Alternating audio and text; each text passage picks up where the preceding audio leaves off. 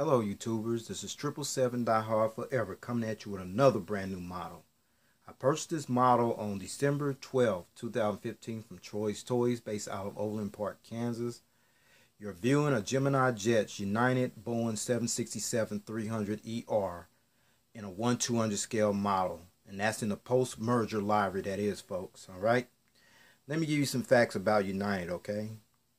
United was founded on April 6, 1926 in Boise, Idaho as Varney Airlines by the late Walter T. Varney, who was born 1888 and died in 1967, who also founded Continental Airlines as well, and commenced operations as United Airlines on March 28, 1931.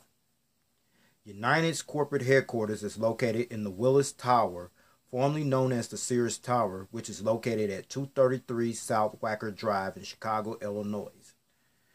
United's main hub of operations is based out of Chicago's O'Hare International Airport, which is also located in Chicago, Illinois, which is about 17 miles northwest of downtown Chicago, with hubs also located at Houston Intercontinental Airport in Houston, Texas, Denver International Airport in Denver, Colorado, Los Angeles International Airport in Los Angeles, California, San Francisco International Airport in San Francisco, California, Newark Liberty International Airport in Newark, New Jersey, Washington Dulles International Airport in Washington, D.C., Guam A.B. Wonpat International Airport in Guam, and Tokyo Narita International Airport in Tokyo, Japan. United is currently the world's largest airline based on a number of destinations served. Currently, United maintains a 3-star rating according to the international airline review firm Skytrax magazine. So with that said, I'm going to let you look at the front of the box. This is the front of the box you're looking at, folks. And then there's the stand that came with the model right there, folks. I'll go in that in a minute. Now I'm going to show you the back of the box, okay? Okay, this is the back of the box. You have to excuse the lighting in here. You know, I usually do these models outdoors, but it's kind of cold where I'm at right now, so I have no choice but to record it in here. But this is the back of the box here, folks. All right. Now I'm going to show you the top and the bottom and the side of the box, okay? Okay, that's the top of the box, folks. All right. Now I'm going to show you the bottom of the box, all right? Okay, this is the bottom of the box here, folks. All right.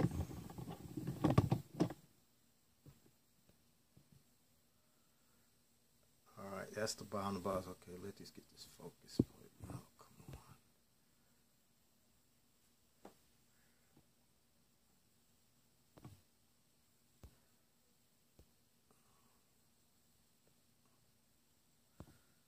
Okay, let me get this focus, man.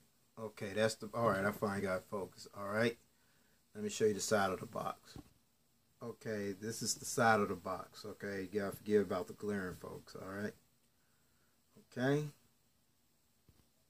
Now you've seen the box and the model stand. Now here's the model, folks.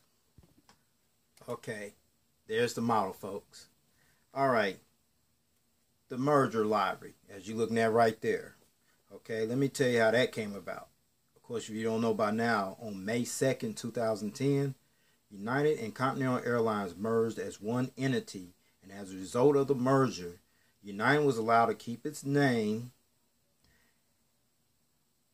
and at the same time was allowed to keep and use the Continental Airlines Identity Globe logo and livery that was designed in 1991 by the Lippincott Company, whose headquarters is located in New York City, New York.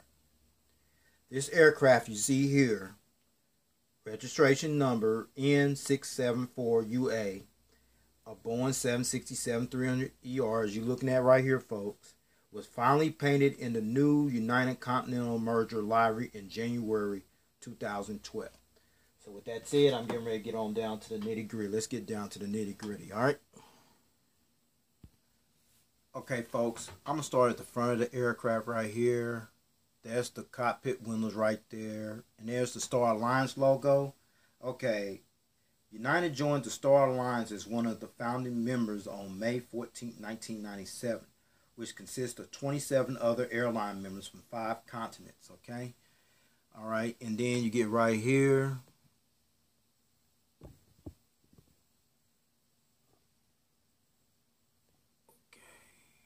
All right, there's the 6674 parcel registration number, the E-tops, and there's the gears right there. Then you see the door latch right there, very realistic. And then you see the United title right there. Okay. Then you see the inboard landing light right there on the wing. And then there's the engine right there. I'm going to put it at another angle, okay? But to let you know what that is, on this particular Boeing 767-300ER aircraft, United used the Pratt & Whitney PW4056 engines, okay? I'm going to put it at 2 or more angles, all right? Okay, here's one angle at this engine right here, all right? And then you see the gear right there. Now I'm going to turn it at another angle, all right? Okay, I got it at this angle here. They do not spin, very disappointing on here on that part, but it's still a good model, all right? Now I'm going to show you the front of the aircraft as well. This is the front of the aircraft right here, folks. All right.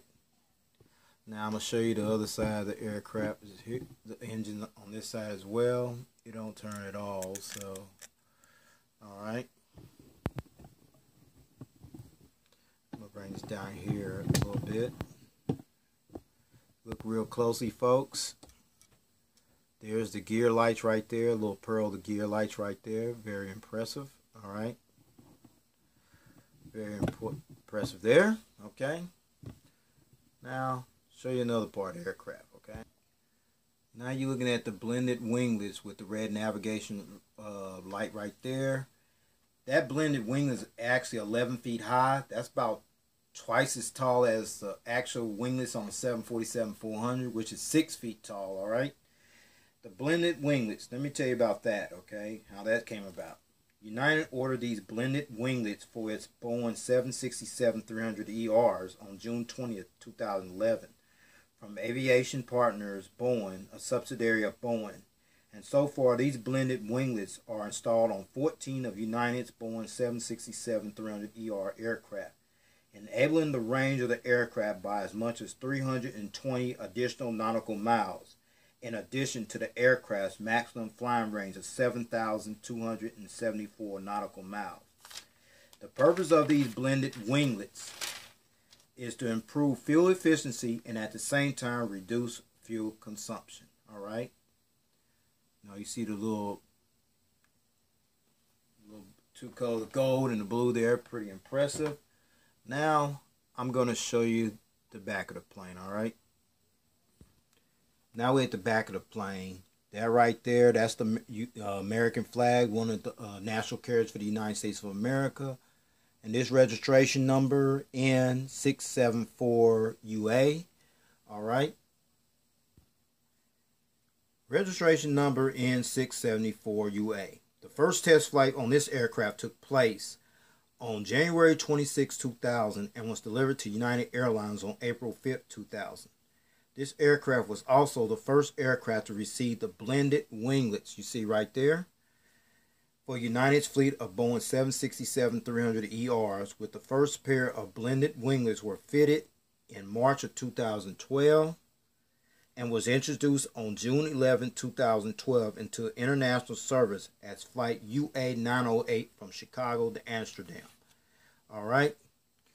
And then in right there is the bulk bin door right there, right beside the registration number. And then I'm gonna bring the never mind, I ain't gonna bring it over. Right there, the United Globe logo tail. That's the logo right there. Okay, as part of the merger deal, of course, you know, United kept the Continental Airlines Globe logo after the two airlines merged as one entity on May 2nd, 2010. All right. So with that said, I'm gonna turn this around at another angle. Okay.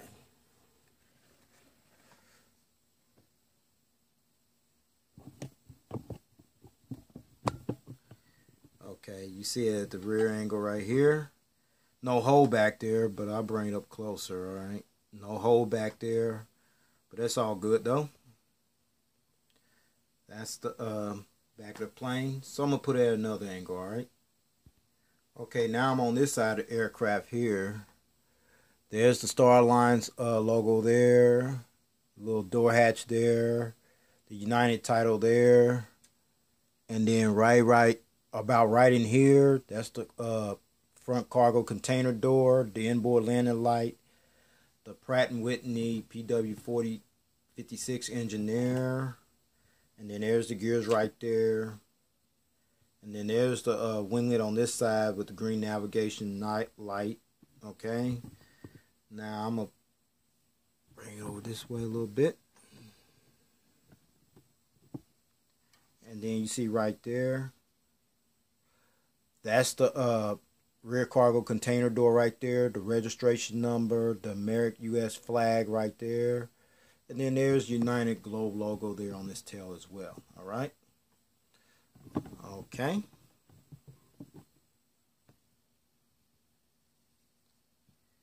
Okay, let me get, alright.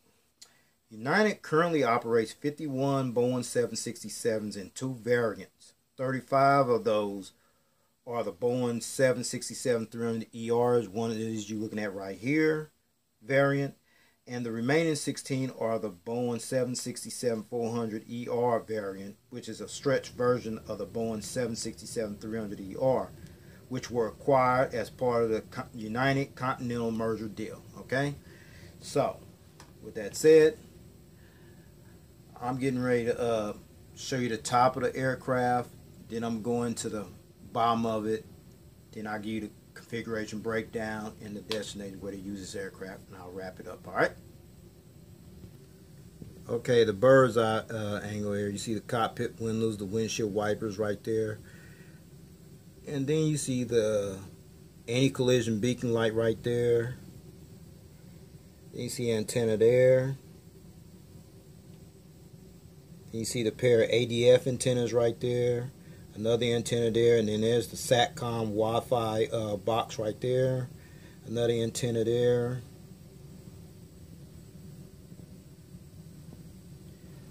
Wow, no illuminator light. I'm very shocked there. But anyway, and then you see the wing walkway here. See the engine there, and the winglet right there. And then you come back this way. See right there, that's the fuel dump valve right there. And then on this side as well, the wing walkway, the engine, then about here, that's the fuel dump valve as well. And then there's the winglet right there, folks. Alright. Okay.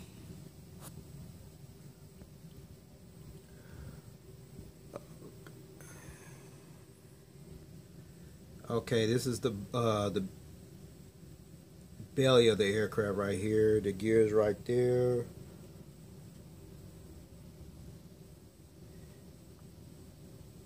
Gears right there.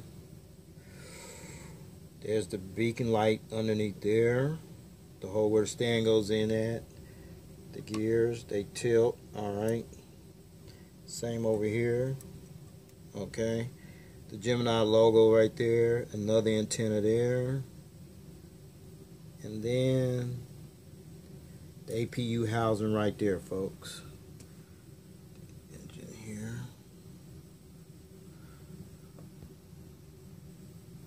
Okay, there's the fuel dump valve there, as well as on this side here, okay? There you have it.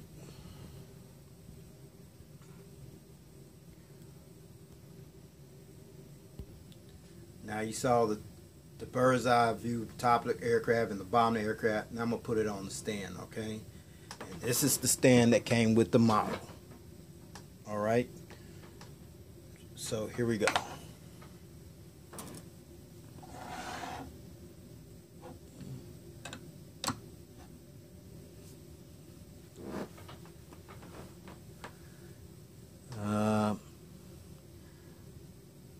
I'm gonna bring this up a little bit. Of course, you know, if you notice, right here, the model usually go all the way in. That stand usually go all the way in the model, but it didn't for some reason. Yeah, no big deal, but no big deal there. But I'm not gonna keep on the angle that long, so I'm just gonna show you a few angles here, okay? At the angle there.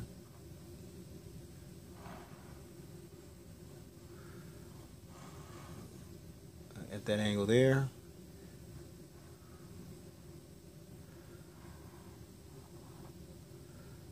The angle there. And finally at this angle there. Okay. Alright. Anybody got this model, please, if you had problems with your model as well, please let me know if you had any challenges with your stand. You know, Midget HD, he had a problem with his stand. I guess he's not the only one. So, but other than that, it's still a great model to have, alright? But I'm going to take this bad boy off the stand, alright? Okay. This particular United Boeing 767-300ER seats 214 passengers in a 3-class configured cabin layout. Okay, you have 30 business first flatbed seats from rows 1 to 6. That goes from like 1 right here all the way right here. That's 1 to 6 right there. And then you have 49 economy plus seats, rows 16 to 22. That goes from here to about right there. Alright. And then you have 135 economy seats, rows 23 to 42, all the way back to the rear of the aircraft. Alright. That's this configured on this particular aircraft, okay?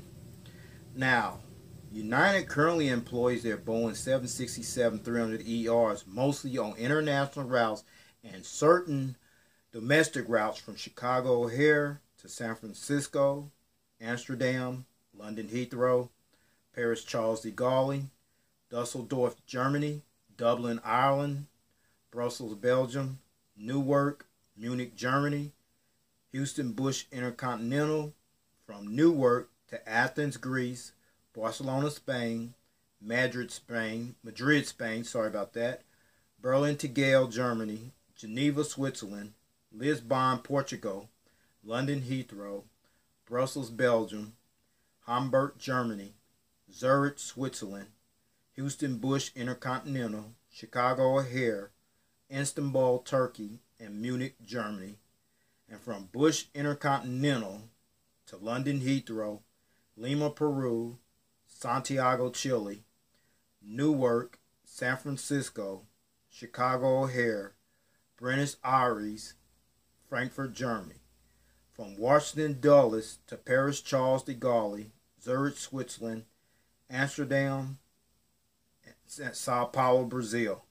And from San Francisco to Paris Charles de Gaulle, Chicago O'Hare, and Houston Bush Intercontinental, and from Los Angeles to Honolulu. Okay? Now, from Houston Bush Intercontinental to Buenos Aires and Frankfurt, Germany, they are now using the Boeing 787-9 stretch Streamliner on those 2 routes from Houston. And then from Washington Dulles to Amsterdam and Sao Paulo, Brazil, they're using the 777-200ER on those routes. Okay? And I think, correct me if I'm wrong, and from Los Angeles to Honolulu, they downgrade to a 757-300. That's what they use on that route. But those are the routes that I looked up. So, any more routes, please post at the bottom of the video review, okay? So, this is all I have for this review. Please rate and subscribe and leave me your comments and suggestions. I hope after looking at this video review, it'll help you make a prompt decision to go get this model, or if this is a model you even want to have in your collection, which I believe it will. Because a lot of collectors like myself have been waiting for this model for at least a couple of years. And you do not want to sleep on this model. You know, this is like the second United model that came out. The 737-800 with the split scimitar just came out. And then JC Wing just did one with the Star Alliance. That's sold out. So I'm just telling you that now. So you definitely want to get your hands on this model, all right? In the meantime, take care. God bless. More coming.